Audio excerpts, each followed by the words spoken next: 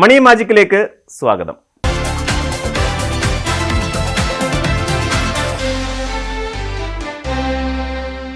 Gulf മലയാളികൾക്ക് ഇത് സന്തോഷത്തിന്റെ കാലമാണ്. പ്രവാസ ലോകത്തെ അധ്വാനത്തിന് നാട്ടിലെത്തുമ്പോൾ എന്നത്തെക്കാളും ഉയർന്ന മൂല്യം ലഭിക്കുന്ന അപൂർവ നിമിഷങ്ങളിലൂടെയാണ് നാം ഇപ്പോൾ കടന്നുപോയിക്കൊണ്ടിരിക്കുന്നത്. 2025 ഡിസംബർ 16 കണക്കുകൾ പ്രകാരം UAE ദൃഹത്തിനെതിരെ ഇന്ത്യൻ രൂപ ചരിത്രത്തിലെ ഏറ്റവും താഴ്ന്ന നിരക്കിലേക്ക് കൂപ്പുകുത്തിയിരിക്കുകയാണ്. ഒരു ദൃഹത്തിന് 24.73 രൂപ എന്ന റെക്കോർഡ് നിലവാരത്തിലേക്ക് വിനിമയ നിരക്ക് എത്തിയതോടെ ഗൾഫിലെ എക്സ്ചേഞ്ച് ഹൗസുകളിൽ പ്രവാസികളുടെ വൻ തിരക്കാണ് അനുഭവപ്പെടുന്നത്. ഈ സാമ്പത്തിക മാറ്റം വെറുമൊരു അക്കക്കളി മാത്രമല്ല, പ്രവാസികളുടെ ജീവിത നിലവാരത്തിലും ഗൾഫ് ഇന്ത്യ വ്യാപാര മേഖലയിലും ഇന്ത്യയുടെ ആഭ്യന്തര സമ്പദ് വ്യവസ്ഥയിലും ഇത് ആഴത്തിലുള്ള സ്വാധീനം ചെലുത്തുന്നുണ്ട്.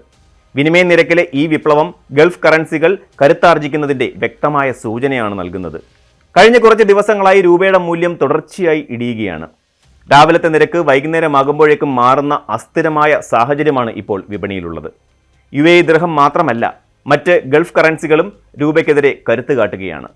ഡിസംബർ 16 ഏറ്റവും പുതിയ നിരക്കുകൾ പരിശോധിച്ചാൽ കുവൈറ്റ് ദിനാറിന് 296.28 രൂപയും ബഹ്റൈൻ ദിനാറിന് 241.12 രൂപയും ഒമാനി റിയാലിന് 236.41 രൂപയും ലഭിക്കുന്നുണ്ട്. ഖത്തർ റിയാലിന് 24.95 രൂപയും സൗദി റിയാലിന് 24.23 രൂപയുമാണ് ഇപ്പോഴത്തെ നിരക്ക്. അമേരിക്കൻ ഡോളറിനെതിരെ രൂപയുടെ മൂല്യം 90.4 എന്ന പരിധി ലംഘിച്ചതാണ് ഗൾഫ് കറൻസികളുടെ മൂല്യമുയരാൻ പ്രധാന കാരണമായത്. മിക്ക ഗൾഫ് കറൻസികളും ഡോളറുമായി നേരിട്ട് ബന്ധപ്പെട്ടവയായതിനാൽ ഡോളർ കരുത്താർജിക്കുമ്പോൾ പ്രവാസികൾക്ക് അതിന്റെ ഗുണം നേരിട്ട് ലഭിക്കുന്നു. രൂപയുടെ മൂല്യത്തകർച്ചയ്ക്ക് പിന്നിൽ ആഗോളവും ആഭ്യന്തരവുമായ നിരവധി ഘടകങ്ങളുണ്ട്. ഇന്ത്യയും അമേരിക്കയും തമ്മിലുള്ള നിർണായകമായ വ്യാപാര കരാറുകൾ പ്രതീക്ഷിച്ച വേഗത്തിൽ യാഥാർത്ഥ്യമാകാത്തത് വിപണിയിൽ വലിയ തോതിൽ ആശങ്കയുണ്ടാക്കിയിട്ടുണ്ട്. ഇത് നിക്ഷേപകർക്കിടയിൽ നെഗറ്റീവ് സ്വാധീനമുണ്ടാക്കുകയും സാമ്പത്തിക സുരക്ഷിതത്വം തേടി അവർ മറ്റ് വിപണികളിലേക്ക് മാറാൻ പ്രേരിപ്പിക്കുകയും ചെയ്യുന്നു. ഇതിനു പുറമെ വിദേശ നിക്ഷേപകർ ഇന്ത്യൻ ഓഹരി വിപണിയിൽ നിന്ന് വൻതോതിൽ പണം പിൻവലിക്കുന്ന പ്രവണതയും ദൃശ്യമാണ്. ഡോളർ വിദേശത്തേക്ക് ഒഴുകുമ്പോൾ സ്വാഭാവികമായും രൂപയുടെ ഡിമാൻഡ് കുറയുകയും മൂല്യം ഇടിയുകയും ചെയ്യുന്നു.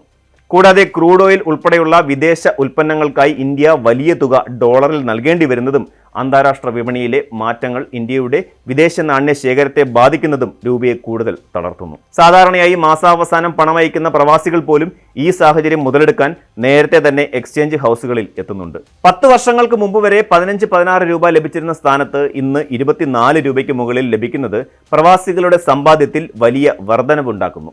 ഉദാഹരണത്തിന് ഒരു പ്രവാസി 2000 ദിർഹം നാട്ടിലേക്ക് അയക്കുകയാണെങ്കിൽ മുമ്പത്തേക്കാൾ ആയിരക്കണക്കിന് രൂപയുടെ അധിക ലാഭം ഇന്ന് ലഭിക്കുന്നു.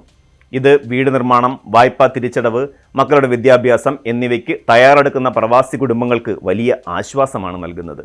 ഈ അധിക തുക നാട്ടിലെ കുടുംബങ്ങളുടെ വാങ്ങൽ ശേഷി വർദ്ധിപ്പിക്കുകയും പ്രാദേശിക വിപണിയിൽ ചലനമുണ്ടാക്കുകയും ചെയ്യുന്നു. രൂപയുടെ മൂല്യത്തകർച്ചയുടെ മറ്റൊരു കൗതുകകരമായ വശം UAEയിലെ വിപണിയിൽ ദൃശ്യമാണ്. രൂപയ്ക്ക് മൂല്യം കുറയുമ്പോൾ ഇന്ത്യയിൽ നിന്ന് സാധനങ്ങൾ ഇറക്കുമതി ചെയ്യുന്നത് UAEയിലെ വ്യാപാരികൾക്ക് ലാഭകരമാകുന്നു.